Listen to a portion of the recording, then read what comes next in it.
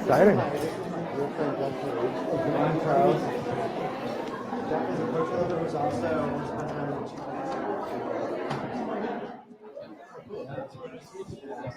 Such a nice day. And hey, is there like a reception for something else? Yeah, there is. Sorry, it might be a little loud. Okay. I'm hoping not too much. They honestly didn't ask me before they put that there. Okay, guys. Your book for sale? I believe they are. When I move some units. Yes. Any return? Yes. That's what I want. Yeah. Yeah. Do the little intro. I'll just give my mom's here. Okay. Shall we? I'm glad she made it. We should get everyone up there. Yeah. We'll go there. Hi. Actually.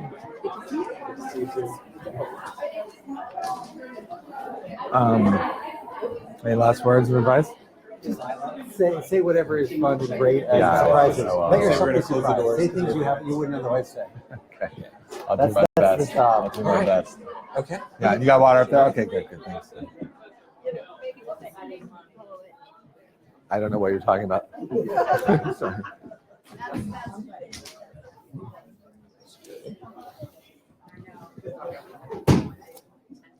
Good evening. Thank you guys so much for coming out to Hill Center this evening. My name is Eli Campbell. I'm the programming coordinator here. I would love to ask quickly, how many of you guys haven't been here before? Excellent. Hands across the room. That's good.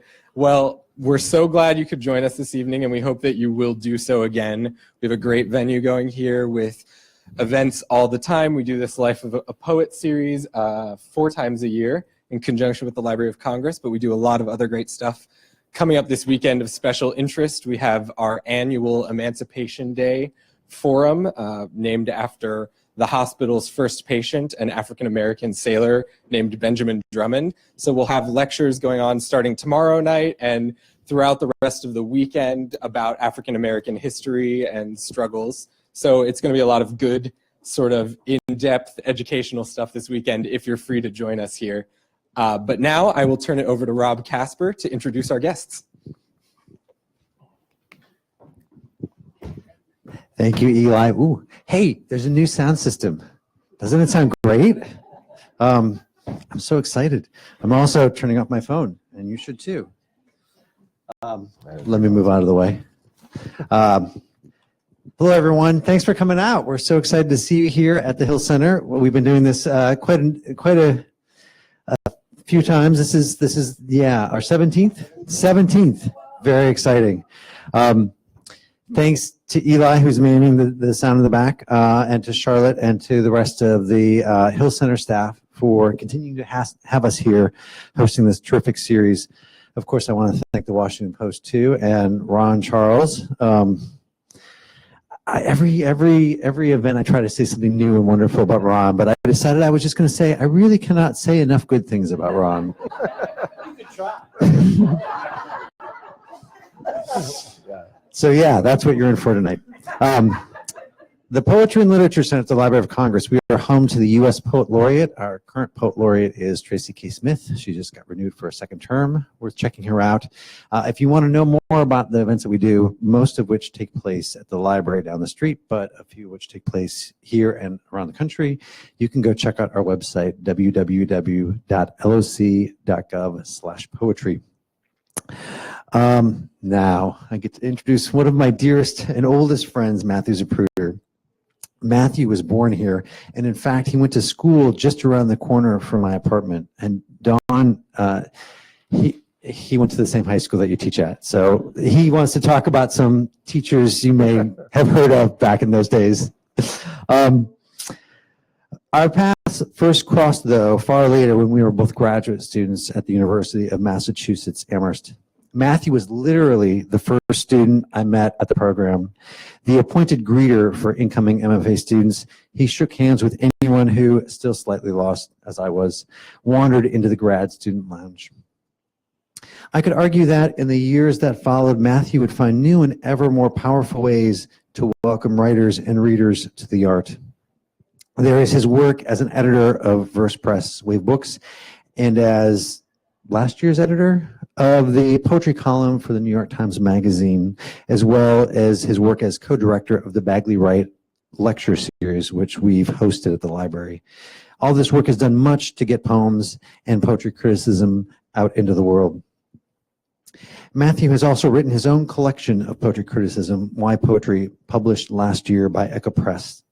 It has received all sorts of praise, but let me just say I've never seen someone who's given more of his time and effort, or has spent as much of that time and effort worrying over every detail in arguing for the value of poems in our lives. And I am impressed by how Matthew weaved his own story of coming to poems as part of the book's argument.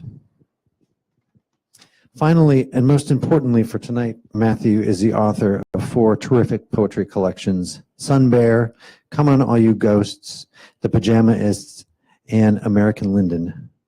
He also collaborated with painter Chris Uphughes, is that how I say it? Chris Uphughes, on For You in Full Bloom, and co-translated Romanian poet Eugen Jeblenau's last collection, Secret Weapon, Selected Late Poems.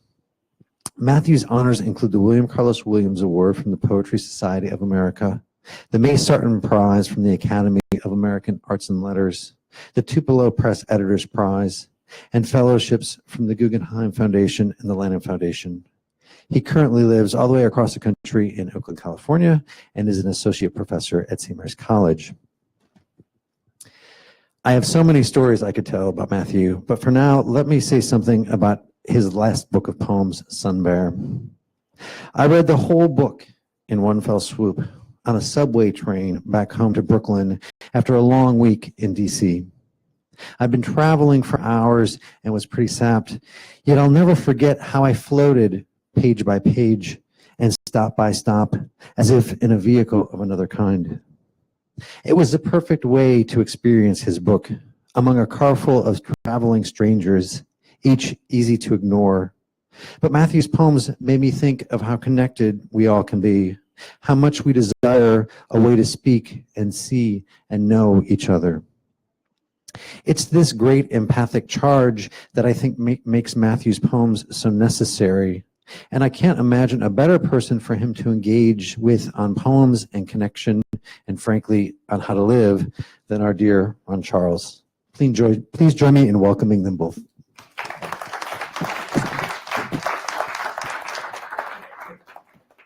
Well, thank you very much. Can you all hear me? We didn't get a chance to test our mics. Are they on? Matthew, your mic on? I don't know. Is it? I think mine's on. I'm not on. That's because I project. Let's see. No, where's your? Now we'll see. Mine's on. Oh, it's on. It's on. Is it on standby?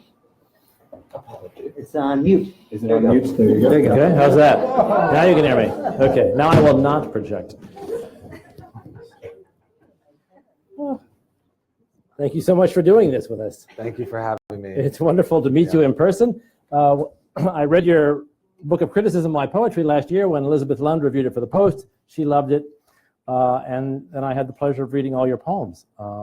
And they're brilliant and humane and very provocative. But you said as a young person, you could never have imagined yourself being a professional poet. Why was that?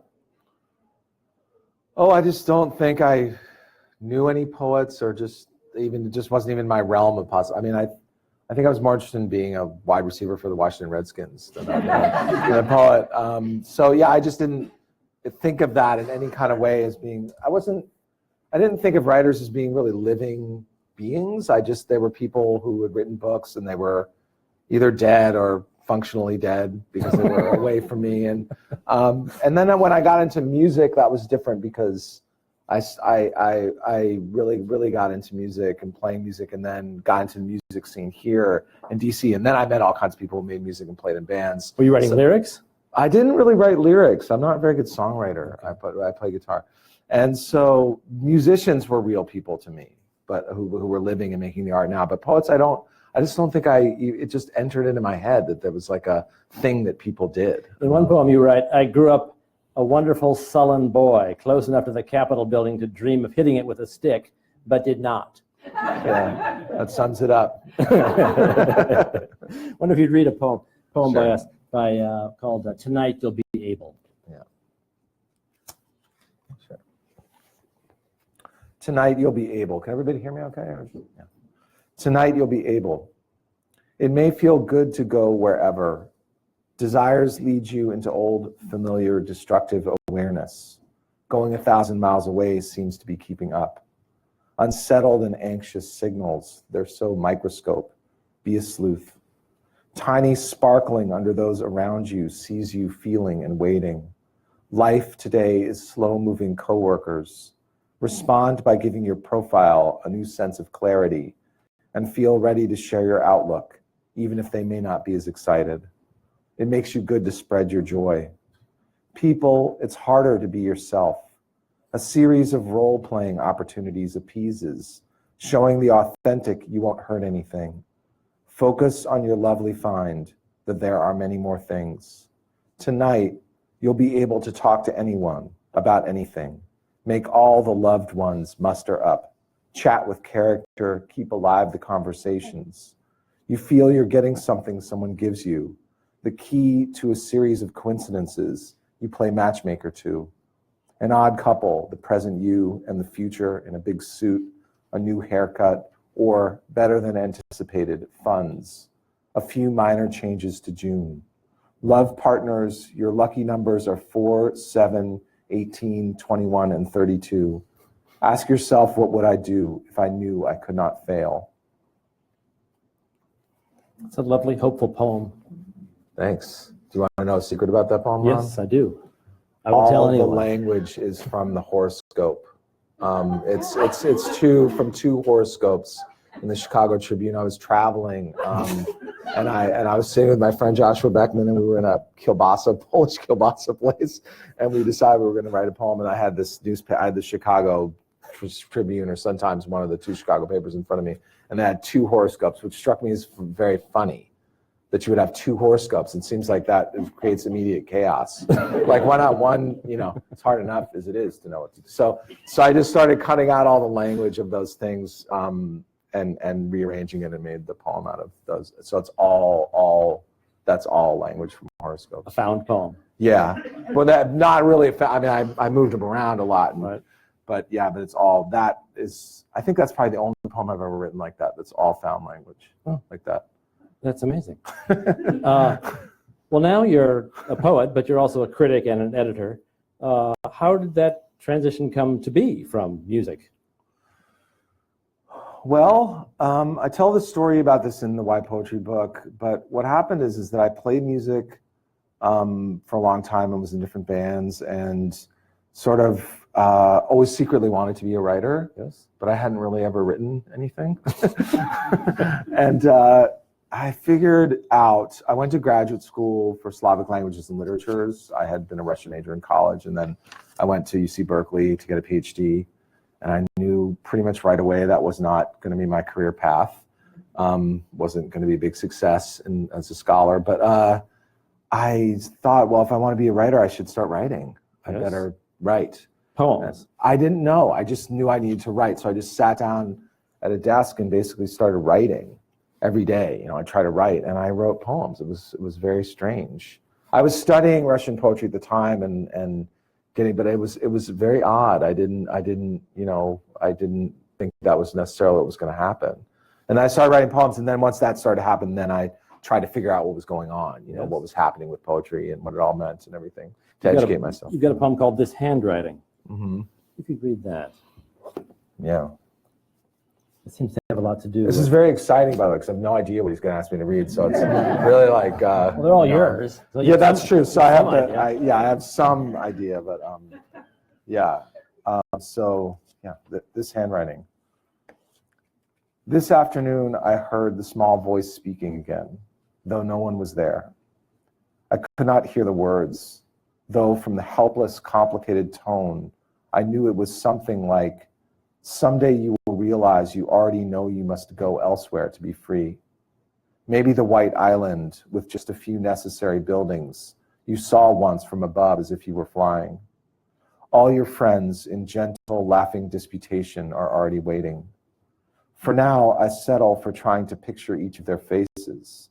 But when I close my eyes, I just keep seeing this horrible, actual sunny floor I've scattered pages of my handwriting on, searching for a pattern, and also this table. Upon it lies a yellow book containing a translation of the half-burned gospel that says often Jesus kissed Mary on the mouth. Reading it makes me feel as if the true future, like the son of a dethroned king, long ago hid in a cave, trying to silence his breathing. The great black indeterminate stallion pounded implacably by. Now there's only silence, like an auditorium after a modern composition has just finished perfectly destroying our foolish, cherished ideas of music. When I think very hard about my thoughts, they seem to me to be very small horses, attached to invisible reins, attached to facts. And what of my memories? Like sleeping in daylight. A decade ago, I lived in Massachusetts, a shallow, terrible installation, leaking smoky versions of myself, each in turn emitting weak, soluble ideas, like people care only because they do not even know they feel they must. And now I'm here in California, happy to be, though always part of me is thinking of my friends and their shadows, patiently waiting for my shadow to join them. It seems like a poem about your writing, about searching for an identity. Pretty critical, self-critical. Yeah. The small horses of your ideas. Yeah. Searching for patterns, your weak, soluble ideas. Yeah. Is that? Yeah, well, I think, one thing about writing that's a terrible truth that I'm sure you must, I suspect you also know, a lot of people in this room know, is that, often you're not very interesting to yourself, or you have to go through a lot of kind of self-doubt and self-criticism and just feeling kind of not like you're particularly on your mark before something starts to happen. That's just part of it. I mean, maybe there are writers out there in the world who don't have to go through that. I've never met any. No. So that bringing that experience into the poem seemed more honest to me, and also a good opportunity to like make some jokes. Yes. But At your own expense. and feel low. And I think the other thing about writing is it can feel very lonely. And so I was feeling lonely in that poem, and then I was imagining my friends, but they keep kind of going away from me. Like they're not really there actually. All that's there is my crummy poem that I'm working on. Right. But I have to just work through that. That's the thing. I think that's the thing you learn about writing is you just gotta grind it out. A lot of it's grinding it out. I mean, that's been said many different ways before, but it's true. It taxes your confidence so dramatically, and yet it takes so much confidence to publish, to put these things out into the world, and then have them be critiqued, sometimes cruelly, tritely. Yeah. Yeah, I mean, once they're done and they're gone, I mean, it stings to get criticized, but the first part, the feeling of going through that self-doubt and self-criticism, that's a million times worse to me. That's my experience. I mean, I don't, bad review, I mean, you can shake it off, right. But because you've already done so much worse in your mind to yourself. Right. In a poem called Schwinn, you write, "I will never know a single thing anyone feels, just how they say it, which is why I'm standing here exactly, covered in shame and lightning, doing what I'm supposed to do." Yeah. That's like a dramatic end to a poem. That's kind of like the poem starts out with my bike getting stolen, and then sort of wanders around and then laments like the Redskins losing the Super Bowl and then to the Dolphins. And then, but the end of the poem, I mean, that poem surprised me because the end of it is this almost statement of, it's a statement of my purpose as an artist. Yes. And it shocked me when I wrote it. I didn't think that's where the poem was going. I didn't say like, oh, I must write a poem in which I assert my right as a poet to do whatever. But I think that's just true. I don't actually know how people feel. I only know what they say, like on some kind of literal level. I mean, for the most part, except if it's your intimate partner or something, you have physical contact with them. But I mean, otherwise, I don't know anything about you except what you tell me. And that distance is both tragic and exciting. And so the recognition of that fact led me to this belief that, that's why I do this. Because I think that distance and that possibility of transmission is so exciting to me as a poet. And for us as readers, to read a Well, poem hopefully. that speaks to you and to realize, oh my gosh, this person feels the same strange, inexpressible thing that I feel. Hopeful, yeah, that's the hope. That's the idea. I mean, you don't know, Right. and when to, but you throw it out. You know, at some point you have to stand. You know, at some point you have to be really honest with yourself as a poet. You know, you can't bullshit. And then you're just yourself and your naked, ludicrous humanity, and saying the things that you seem true to you. And then if another person makes contact with that, it's like it's this amazing experience. It is for readers too. Yeah, well, I hope so. I mean, I felt that so many times on the other end of poems, Right. for sure. So You've written this book recently, your latest book called Why Poetry, which I highly recommend, by the way. It's very smart, but very humble, very well informed. It includes lots of poems, and he talks about how to read poetry in a way that anybody who's beginning or experienced would profit from. I'm sure that it's for sale out in the lobby. I really recommend that, in addition to the poems themselves. One of the poems in your collection begins, "People say they don't understand poetry." And it seems to me this essay collection you published is in response to that oft-repeated statement, right? yeah. Yeah. People carry so many incorrect ideas about poetry into their reading of it, ones that ruin the experience before they even get to have it. What are those incorrect ideas we have about poetry? Just off the top of your head from your experience teaching. That the words in the poems don't mean what they seem to mean. Yes. That's a problem. Yes. That the language is coded, Yes. which is problematic because some of the words clearly do mean what they usually mean, but then if some don't, which ones are which, what do they mean, and who knows the answer? That's bad. That's not helpful. That seems like a pervasive idea that people have about poems. I've noticed it's totally wrong. Also, that the poems are always sort of about some big idea at the end, and there's some payoff of like deep wisdom that the poet has. That's also usually not the case. They're an experience or something that happens to you. And I think if people know who read, if you think about the poems you really love, or maybe even an experience you had with a poem you loved, it's more like a process. It's an experience of being changed by it. It's not just valuable because of what comes at the end, you know. So I think those are two, like right off the top of my head. That's good. Let's think about that last one, what you just said, that the poem is not something you wring until something valuable comes out of it, right? Yeah, that does sound unpleasant, doesn't it? It's like, torture the poem until it confesses. Right. Doesn't I think somebody has a poem with Billy Collins says that? Yeah. Good old Billy. You talked about the poem as being an experience with language. Yeah, or like a process. I mean, I compare it in the book to like a friendship or a conversation, especially maybe with a new friend. Sometimes a poem can feel that way. Like you meet someone interesting and you go out for coffee or beer or with them or whatever, walk, and you're not like, oh, I can't wait until he says the one thing that's really going to be. You're sort of, you know, I don't think. I mean, maybe some of you do. That reveals the secret. Yeah, or like just, I hope, you know, I guess you could hope that the person says one interesting thing, I guess. But I mean, it's more like, oh, I'm enjoying being with this person. I'm feeling changed. I'm interested in what they're saying. They're revealing themselves.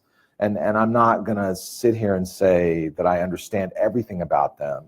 And I'm completely done with this experience just after this one cup of coffee or beer or something. It's like the opposite should feel true, right? You should feel like, oh, that was great. Let's do that again.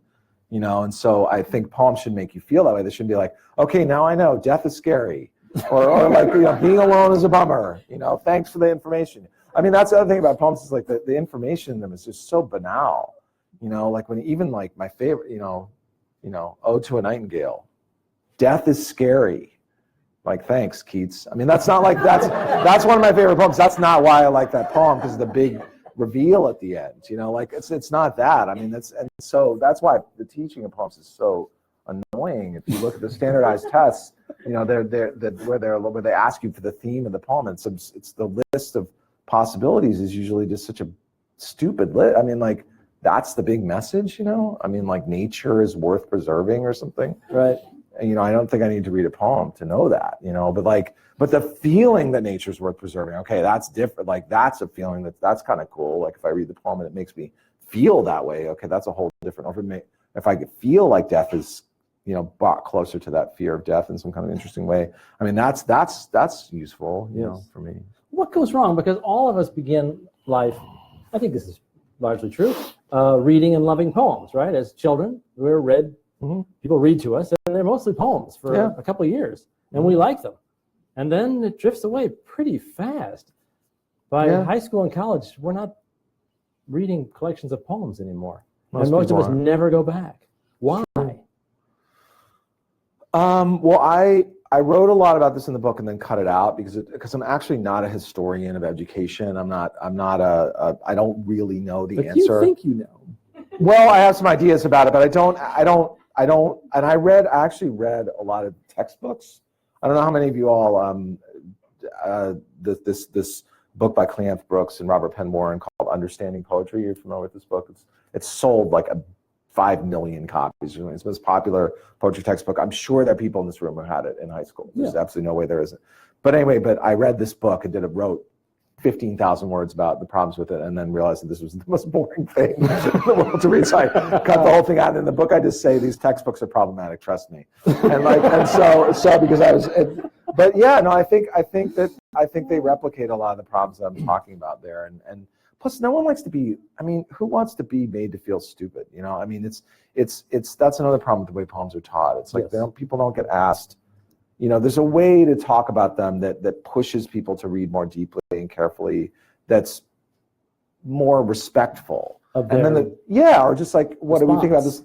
I mean, there's nothing more exciting in a classroom for me than dealing with this little square area of the text and kind of digging into it and figuring out, okay, what's the poet actually saying, and what's the next thing, and why do you think they went from here to there, or whatever. That's so exciting, and it's this collective kind of exploration of the poem. It's such an amazing experience. But I've also seen poems taught in this way where it's like, well, what does it mean?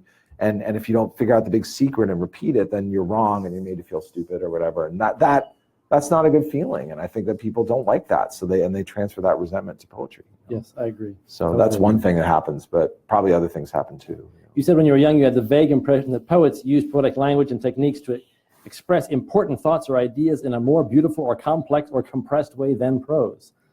Yeah, I thought that's what poems were. I mean, if you had asked me, I would have said, yeah, it's just wisdom.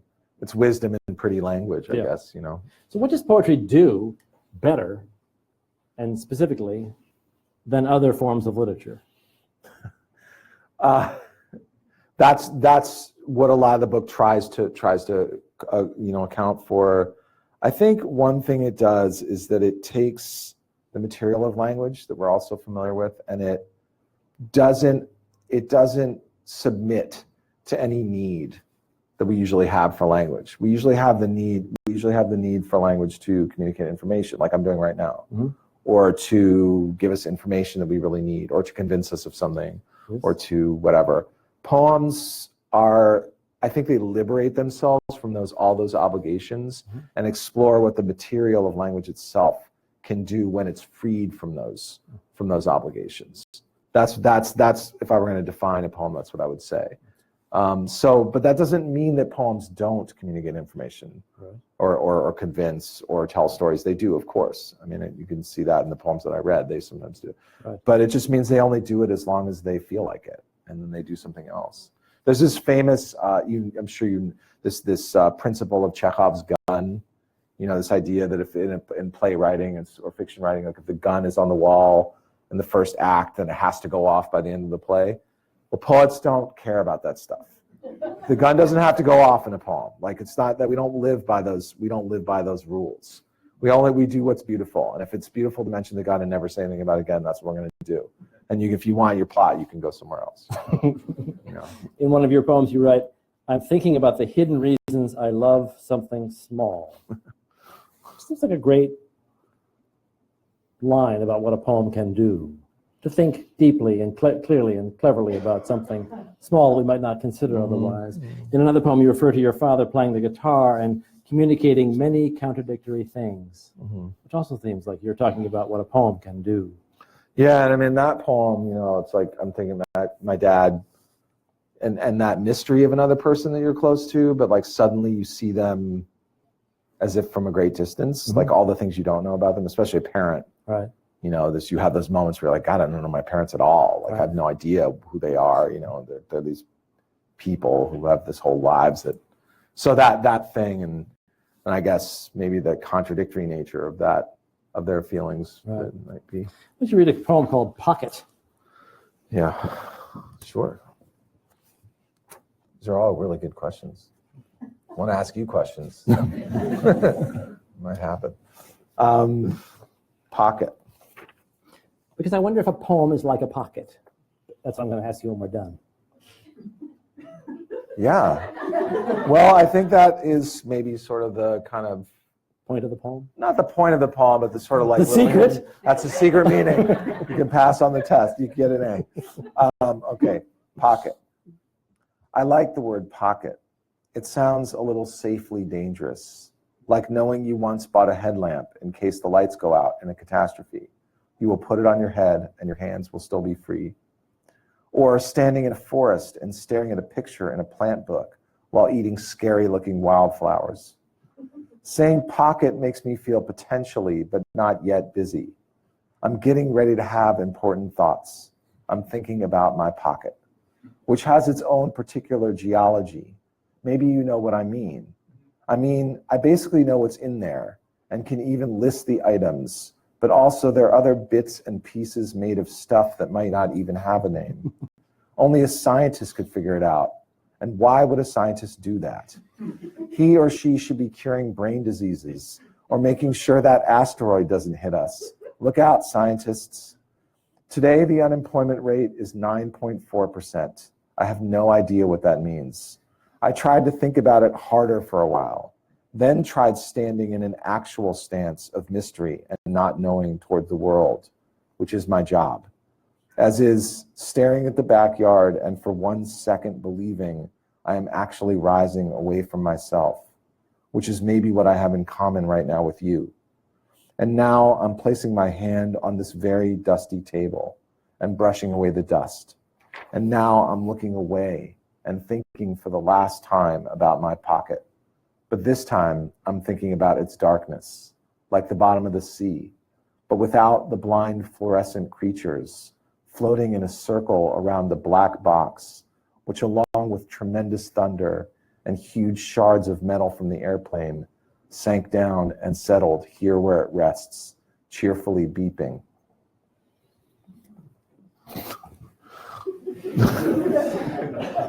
That end is so it's so amoral and like just Why? I don't know, just like it just like the imagining that huge plane crash, it just doesn't even mention all the people that died, and you know it's like just interested in the beep of the black box. It's really, yeah, it's terrible.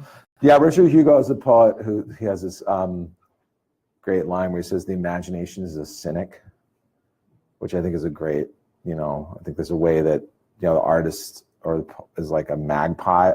Isn't magpie the bird that just picks things up? Yeah, like just like, oh, that's interesting and that's interesting, and like doesn't really care, you know, that much like about the bigger picture somehow, that you have to, there's some way you have to be like that a little bit when you're making art. You just have to be interested in what's beautiful on some level. Like, and that just cracked me up when I read that, because it was like, oh God, it's so like, I mean, no actual planes were harmed in the making of this film, but I mean, still, it's like a little bit, you know, like. That's such a humble image when you talk. Basically, I know what's in there. I can even list the items, but it's also other bits and pieces made of stuff that might not even have a name. I mean, it strikes me as a metaphor of the poem itself, that you know basically what's in the poem, but you don't know everything that's in the poem. Yeah. The poet does not entirely understand his own creation. Well, that's true. That's for sure true. I mean, I think that's when it gets exciting, when it starts to get a little bit out of your control. Rob and I were talking about this downstairs a little bit, that when you feel the poem start to escape your control, you know, and then if you've done it for a while, you can sort of let it go farther and farther and still maintain some kind of, you know, there's probably some analogy with other human behaviors here, but like you can kind of let it go more and more and still keep it together. Right. And how far you can let it go and still keep it together is exciting. But you know, there are parts of the poem whose implications you are not controlling. I think that that's the point of the poems for me. That's why I write them, because I want the poem to provide a space for those moments to exist when I don't understand what's going on. You know, I need that. Not understand. I don't mean don't understand like in a semantic way. I mean, I understand what the words mean, but why they feel significant to me. Right. Toward the end of your book, Why Poetry, you talk about the danger of trying to use poetry for overtly political purposes. Yeah, I mean, well, and stalling. We have seen since the election a lot of very overtly political poetry. Some of it is obvious and bad. Some of it is very emotionally powerful. What is the dividing line between when it works and when it's just kind of everybody preaching to the choir about how horrible such and such is? Rob and I have an ongoing conversation about this. I mean, first of all, I think when I said that it was, I think my point is that political material is difficult to manage in a poem. Yes. Because it can swamp other things. And I think that was sort of what my and it becomes point obvious. was. Right. I mean, obvious isn't so, for me, obviousness isn't such a problem. Like, I don't mind if things are obvious, actually, and really direct. It's more that becomes ugly, but not, and again, I mean, it's not that I want everything to be fancy language or beautiful, but it's somehow lifeless. And so, you know, it has no movement. It doesn't move. It isn't alive. Right. And I think that when the poem just becomes just this inert thing on the page of mutual agreement. Yes. I think part of okay, you want to know what I really think the problem is? I think the problem is that in a lot of these political poems that I've read that aren't good, they start from a place of certainty, and they don't, which isn't, that in of itself isn't a problem. That could be fine, but they don't change. They're just reiterations of the same idea over and over again until you get to the end, and they're static, basically. Yeah. Like that's more the issue that I have with them. Like so it's not the certainty, it's not the subject matter, it's not the passion or commitment. In fact, those things can be really great in art. It's that they don't move. You know, they're lifeless. Read a poem called Canada. Yeah, speaking of political poem, deeply political poem.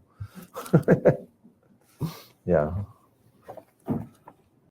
I think this poem, it's one of my favorites. Oh. Thanks. Are you about to say how you don't? No. I was going to say that I think I wrote whether this. You got it off the back of cereal boxes. No. This is all me. It's written during the George W.'s presidency, and I think there was a lot of talk at the time about, you know, we should all go to Canada, or Canada's so great. Canada's a healthcare system. You know, so I was feeling a little resentful of Canada. Canada. By Canada, I have always been fascinated. All that snow and acquiescing, all that emptiness, all those butterflies marshaled into an army of peace. Moving north away from me, Canada has no border. Away like the state, its northern border withers into the sky dome. In a world full of mistrust and self-medication, I've always hated Canada. It makes me feel like I'm shouting at a child for letting a handful of pine needles run through his fist. Canada gets along with everyone while I hang, a dark cloud above the schoolyard. I know we need war, all the skirmishes to keep our borders where we've placed them, all the migration, all the difference. Just like Canada, the Dalai Lama is now in Canada, and everyone is fascinated. When they come to visit me, no one ever leaves me saying, the most touching thing about him is he's so human. or I was really glad to hear so many positive ideas regardless of the consequences expressed. Or I could drink a case of you. No one has ever peddled every inch of thousands of roads through me to raise awareness for my struggle for autonomy. I have pity but no respect for others, which is not compassion, just ordinary love based on attitudes towards myself. I wonder how long I can endure. In Canada, the leaves are falling. When they do, each one rustles, maybe, to the white-tailed deer of sadness. And it's clear that whole country does not exist to make me feel crappy, like a candelabra hanging above the prison world, condemned to freely glow.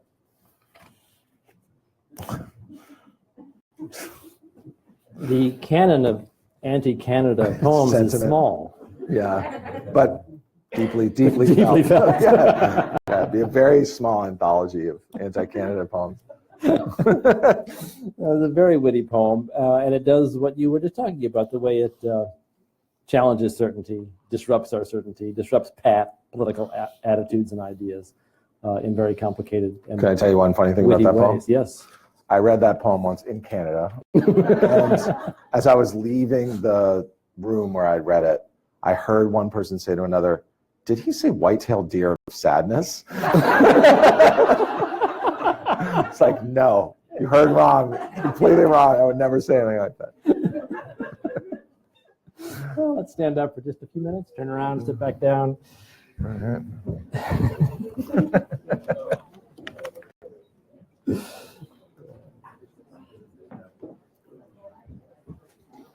The chairs are a bit hard. I like it. I like a little yoga. Okay, let's sit down.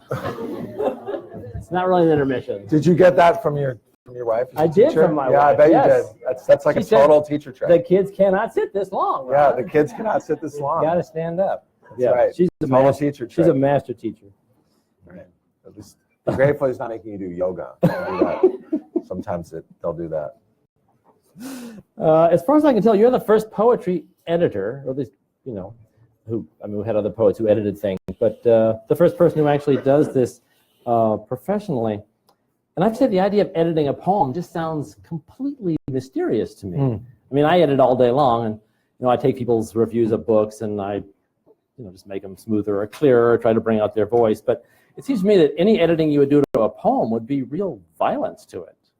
So how do you do that? It can be. You have to be careful. It's easy to go too far. I mean, the kinds of suggestions that would be totally appropriate to make in a piece of prose would not be good to, because the choice of the word, the particular choice of the words is so intimately related to the effect of the poem that you can't just say, well, you can't say candelabra there. Why don't you just say candle holder or something? I mean, it's like, because those, but there are, when somebody writes a book of poems, I edit books of poems. So I'm looking at a group of work. Right. So there's conversations you can have about, well, in this poem, you can compare this poem to the other poem and say, see, in this one, you do such a good job of this, but here you lose focus in this line, or this is a little confusing, or you seem to miss what you're trying to get at here. Can you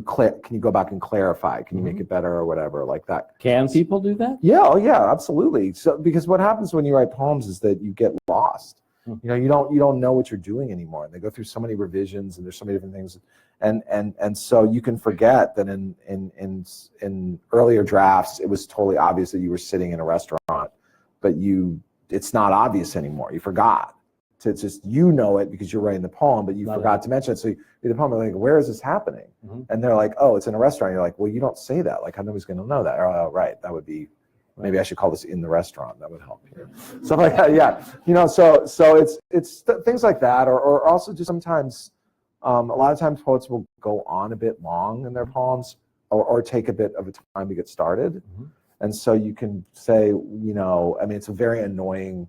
Anybody who's been in a poetry workshop knows this is the most annoying thing one of the top 80 annoying things people can say about it. I think the poem really starts here, or it should end up here. But that is actually true. It's certainly common, the stuff I edit. Right. We often see the lead really is several paragraphs down. Right. So it's the same thing with poems. There's a lot of throat clearing. I always say it's like the Flintstones, remember the Flintstones, and like where he's like, where he does the thing with his feet, he's in the car, and then the car goes. Right. It's like that with poems sometimes, like there's a little bit of this, and then So you can just say to the person, like, hey, it's up to you. I'm not going to tell you what to do, but just put your finger over the first like 3 lines of this poem, just see what that looks like. And sometimes, especially, they'll trust me because I will have read a lot of their work and I know what I'm talking about. So if I suggest it, they might actually, I might just go home and sit with it, see what I see this. And also with books of poems, poets often don't realize that there's a couple that aren't as good. Right. So you're like, you should take these out. They're just not as good. Or one is really a revision of another poem. That happens a lot, Yeah. too. And the interesting thing about that is that sometimes individually they can be great, but when you put them in the book, you realize they're the kind of same poem Right. twice. And they might have been fine when they were separate, Right. but together they can't both be there because they're basically the same thing. So it's like you got to make a choice. Right. Sophie's choice. In one of your poems, you write, "I'm at my desk, pushing against one word, feeling its hinge creak like wind would a gate if it could feel anything at all." It's a great description of writing or editing, I think. Just pushing on one word, seeing what it can take, what it opens up. Yeah, I mean, I don't know if prose writers do the same thing. Do they do the same thing like Good that? ones. Yeah. Like even a single word like that? Yeah. You frequently write about sleep in your poems. And I've read all your poems in a row. To make you sleepy? No, not at all. But I'm sure you've never Read them all in a all row. in a row, Yeah. have you? No. No. So it gave me a perspective that is, I think, somewhat unusual. And sleep is a recurring theme in your work. Why is that? Well, more recently, it was a recurring theme in my work because I have a young child. So, but I think I've always loved the surrealists, and I think that their whole idea that the dream space and the liminal space between waking and sleeping, Yes. and the movement from waking into sleeping, and that transition. There's the what starts to happen to your mind, like that's intimately connected with the experience of both writing and reading poetry. So I think I'm interested in. But I mean, I joked about Keats earlier, but Keats is my favorite poet, and for him, sleep and death were so closely aligned to, so I think that's probably part of it also. Right. Yeah. No, I would say that's true from my experience. But the honest answer to your question is I don't really know why. There's several poems that begin waking up Yeah. or falling asleep in that transitional liminal moment there, Right. where you seem to be saying something about getting away from your conscious mind, getting away from your own anxieties to something freer or more mysterious to yourself. Yeah, or in an associative space, like a space where you can connect ideas that you wouldn't connect if you were busy in your conscious life trying to function and do things. You have to be logical and keep your act together. But like once that starts to slip a little bit, there's a lot of truth that can be found in that type of thinking, and that's the thinking of poetry for me. Right. Without opium. Without opium. Yeah. It's totally opium free. Yeah, These books of poems. Because that's a dead end, by the way. That is what I've heard. I just going to trust you on that one. I wanted you to read a poem without intimacy. Yeah, this is going to prove your thesis. Yes. Poem without intimacy.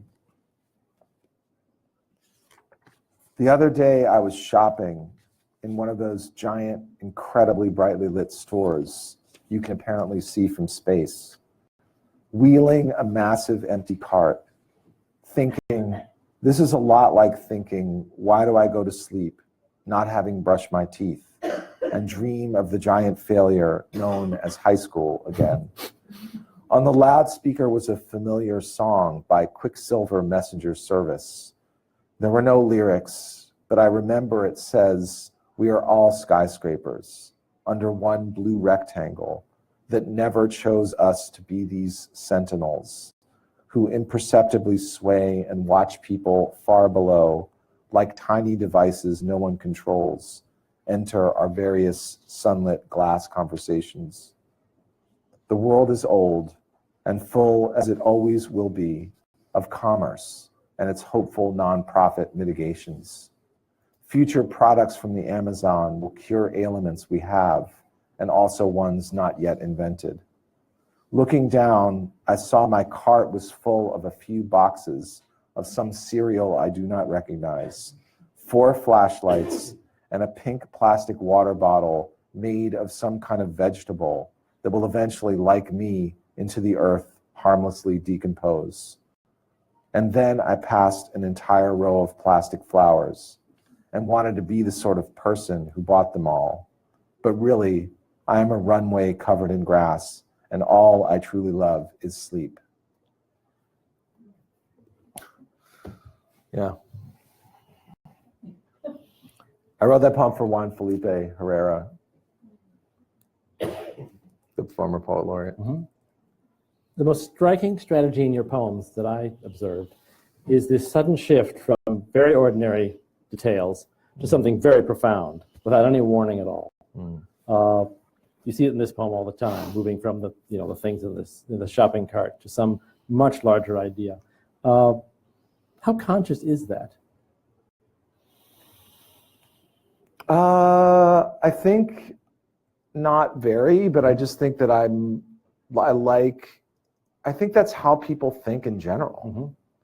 I think if you were to just somehow be able to see into someone's mind, I think you would see them rapidly moving between, mundane thoughts or observations or visual impressions and big thoughts, right? Or just or scary thoughts or some kind of, emotional impressions or something. I think that's kind of how people. And for me, the poem replicates and attempts to implicate the reader in that process so that we can experience it in a more conscious way. Mm-hmm.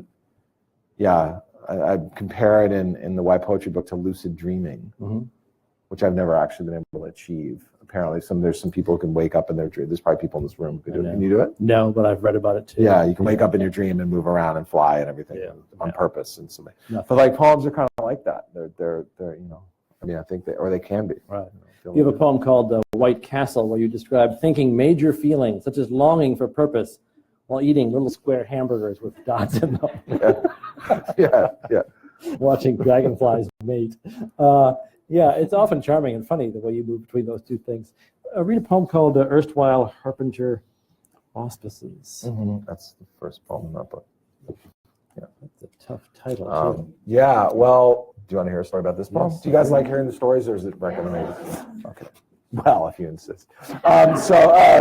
This poem, I had gone to a party with a bunch of writers. I just moved to San Francisco, and I didn't know them, but it was first fancy writer party I'd been invited to, so I felt it was high stakes. And somebody used the word erstwhile, or I think I used the word erstwhile, and someone corrected me at my usage of it. I know, and I took umbrage and defended my usage of it, but because everybody has phones now, they could look up what it meant. It turned out I was not correct in my usage of erstwhile, which I thought, well, whatever. It means it was a long time ago that it happened, but I did not use it that way. I thought it was continuing to happen. I was wrong, basically. Must we go into it again? Okay. But so then I started thinking about other words whose name that I use that I don't actually know what they mean or are incorrect, and then I just kind of constructed the title of the poem out of 3 of those words. So the title is called Erstwhile Harbinger Auspices. Erstwhile means long time gone. A harbinger is sent before to help, and also a sign of things to come. Like this blue stapler I bought at Staples. Did you know? It's hard when someone's laughing next to you. It's great. Actually, it's like this blue stapler I bought at Staples. Did you know in ancient Rome, priests called augurs studied the future by carefully watching whether birds were flying together or alone, making what honking or beeping noises in what directions? It was called the auspices. The air was thus a huge announcement. Today, it's completely transparent, a vase. Inside it, flowers flower. Thus, a little death scent. I have no master, but always wonder what is making my master sad. Maybe I do not know him. This morning, I made extra coffee for the beloved and covered the cup with a saucer. Skeleton, I thought, and stay very still. Whatever it was will soon pass by and be gone. The juxtaposition of the ordinary and the profound is funny in that poem, and creates a kind of tension and mystery that keeps drawing us through. So many of your poems, the words are quite clear, and we all know the words, but the sense of them escapes us. But a poem like that, for instance, by the end, you've taken us somewhere very, very different. It's become very intimate suddenly. Take us through that poem. Yeah, well, as I mentioned before, the structure of it is just kind of examining those those words. I mean, it's almost crude, the structure of it, because I just sort of define the words. You know, I just say what they mean, like in the dictionary, and then I say it, and then I think, oh, what does that suggest to me, or can I? The blue stapler I bought at Staples, I just wrote that and thought that was funny. I mean, it was, you know, kind of, and the idea that that would be a harbinger, you know, like that's because it kind of is. You're at Staples and you're like, you will buy a stapler, you know. It's like it seems ordained because of the name of the store. But anyway, but you know, and then I just was sort of, yeah, kind of going through what these words mean, but then looking for things that suggests, you know, doorways or pathways or whatever, like you're saying. So that's really just how I write. I'm looking for that other place I can go. I mean, when I taught composition, I remember saying to my students, you know, the thing is when your papers, they're just a hallway, and you're just charging down the hallway as fast as you can go. Yes. But you're rushing past all these doors. And why don't you stop and like open the door and go in and see what's in the room? And then go down a little bit, see what's in the room. Stop, think. You know, don't just go charging through. And I think that for me, the poem is exciting because I out of the corner of my eye see a door, and I'm going to stop and open it and go in. And a lot of time I go in and there's nothing in there, and then I go back out and those lines go away. You know, it's not like that. I mean, most of the time that's true, but in the poem, it's got this the times when there's something interesting in that room. You know, then that's so it has this. I think it has this quality of moving, but then stopping and digressing, but not losing the forward momentum totally. You know, and always the ends surprise me. I mean, the ends always surprise me. I don't know where they're going. I have no idea where they're going. And then that, yeah.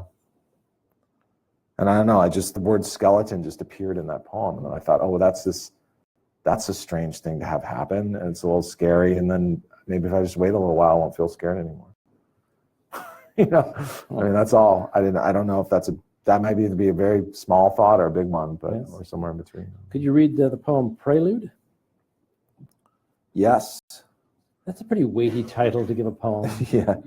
Well, I'm an English professor, as Rob mentioned, and you know, but I don't have a traditional training in it, which just means I've barely read anything, and so I decided at some point that I should read Wordsworth.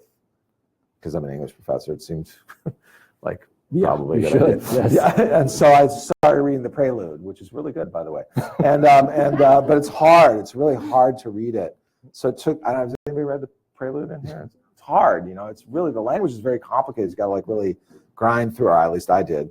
And so over a few days of trying to read the beginning of the Prelude, his language really started to like seep into my own brain. Yes. And then I just decided to write this. I thought, oh, I should just write a poem with the same title, which kind of takes on his diction a little bit.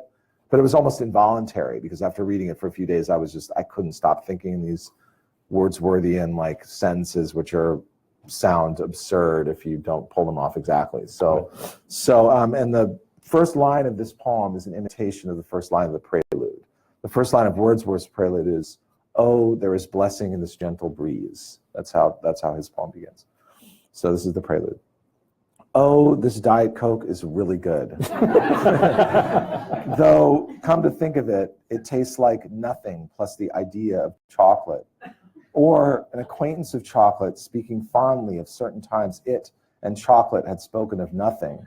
Or nothing, remembering a field in which it once ate the most wondrous sandwich of ham and rustic chambered cheese, yet still wished for a piece of chocolate before the lone walk back through the corn, then the darkening forest, to the disappointing village and its super creepy bed and breakfast. With secret despair, I returned to the city. Something seemed to be waiting for me. Maybe the chosen guide Wordsworth wrote. He would, even were it nothing better than a wandering cloud, have followed, which of course to me and everyone sounds amazing. All I follow is my own desire, sometimes to feel, sometimes to be at least a little more than intermittently at ease with being loved. I'm never at ease, not with hours I can read or walk and look at the brightly colored houses filled with lives, not with night when I lie on my back and listen, not with the hallway, definitely not with baseball, definitely not with time. Poor Coleridge, son of a vicar and a lake, He could not feel the energy, no present joy, no cheerful confidence, just love of friends and the wind taking his arrow away. Come to the edge beckons softly. Take this cup full of darkness and stay as long as you want, and maybe a little longer. It's such a clever and provocative response to Wordsworth and to that romantic tradition. It starts off pretty caustic and sarcastic and funny, and then it ends in a much more tender, much more accepting, and much more personal way. But there is a lot of your poems are about nature in that romantic tradition. You write about nature all the time, in a way that is clearly, you could draw a line from Wordsworth to some of your poems. You've got a poem called Tiburon. Could you read that?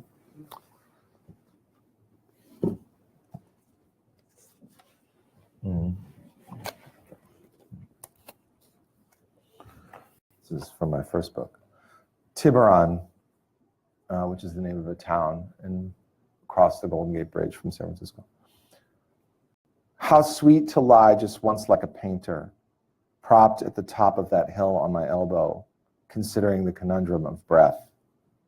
Grasses blow among my limbs, as if wisdom had been withdrawn for safekeeping into the library of fragments. I have no purpose except to return back down towards a eucalyptus I love. Its petals are filled with the terrible weight of careless reversal, grief without consequence. It burns with such ease. Just to stand there below it, dreaming of union, all trembling in scent and colors of the moment, is like living inside a flower while making a study of winter. Blue span that leads to a gleaming city, you cannot be crossed by longing. And another one from that collection called American Linden. This is the title poem of the collection.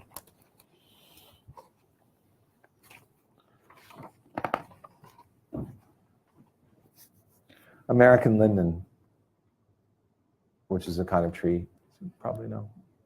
American linden, when you'd like to remember the notion of days, turn to the barn asleep on its hill, a red shoulder holding the weight of clouds.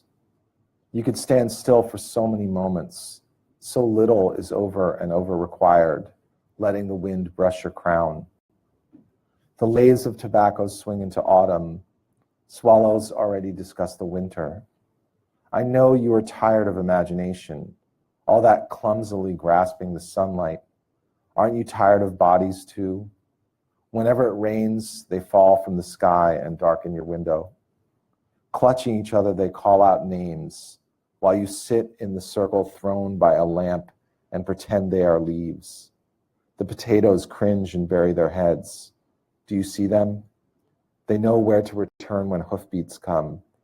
Like you, they were not born with pride. They were born with skins made of earth. Their eyes are black, and they sing out of tune, quietly under the snow. What do you think of that poem now, years after writing it?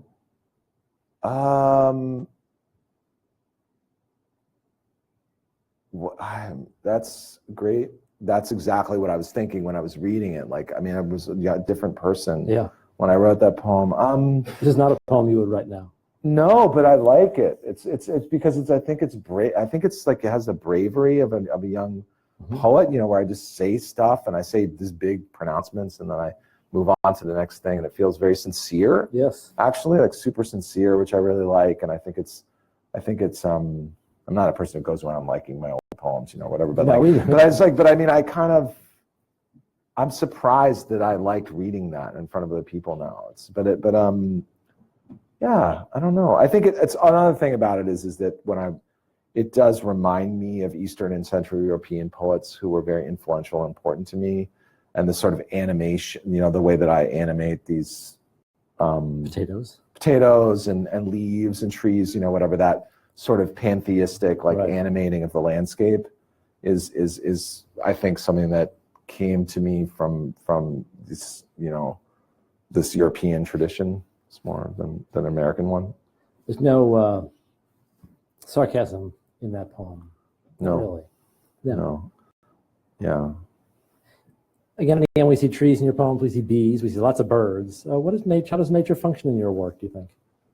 Or how did it? Well, I mean, that poem I wrote when I was in graduate school in Amherst, Massachusetts. I also was an undergrad in Amherst too. So It's a beautiful setting. yeah, and it's America's very young for our civilization of America is obviously very young compared to other places. Right. I mean, America itself is not young, the landscape, but that feels like an old part of America to me compared to some other places. And so I felt the history in that place a lot of the landscape. Mm-hmm. And so I think that for me, I also am scared of nature.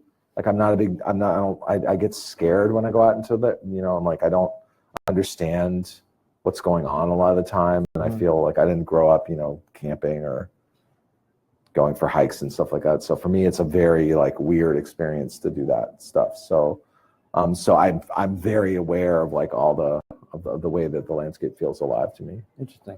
You once told an interviewer, a lot of poets are terrible readers. Yeah. Often they go on too long and they choose the wrong poems to read. Yeah. You're a great reader of your own poetry, I have to say. Could you quickly close with a poem that I just love? I'm not fitting it in thematically here. I just think it's a great poem to end on, called Letter to a Lover. Yeah. Where is That's in here. that? There it is. Yeah, this is a love poem that I wrote to my wife early in our relationship. So, and there's actually I have a friend whose name is Gabe Kahane. He's a composer, brilliant composer, and he did some musical settings in my poems. And actually, he and this band, this chamber orchestra called Brooklyn Rider, did this amazing recording of this, and the best recording of it is on YouTube, and they're in a hotel room just doing it, and they're playing, and he sings it and plays it. Oh, wow. So if you like the poem, you can go see it. Letter to a Lover. Today, I'm going to pick you up at the beige airport. My heart feels like a field of calves in the sun. My heart is wired directly to the power source of mediocre songs. I'm trying to catch a ray of sunlight in my mouth. I look forward to showing you my new furniture. I look forward to the telephone ringing. It is not you. You are in the kitchen trying to figure out the coffee maker. You are pouring out the contents of your backpack. I wonder if you now have golden fur. I wonder if your arsenal of kind remarks is empty. I remember when I met you, you were wearing a gray dress that was also blue, not unlike the water plus the sky. They say it's difficult to put a leash on a hummingbird. So let us be no longer the actuary of each other. Let us bow no longer our heads to the tyranny of numbers. Hurry off the plane with your rhinestone-covered bag full of magazines that check up on the downfall of the stars. I will be waiting for you at the bottom of the moving stairs. It's just so lovely. Thanks. And then I ended up married. That's what I would happens. marry Be you. careful. I do. It's been such a pleasure talking to you. Thanks, Thank you so Matt. much for Thank you coming. so much. Thank all of you. Matthew would love to talk to you. There are books for sale out in the lobby. Please. Thanks for coming. Thank you so much.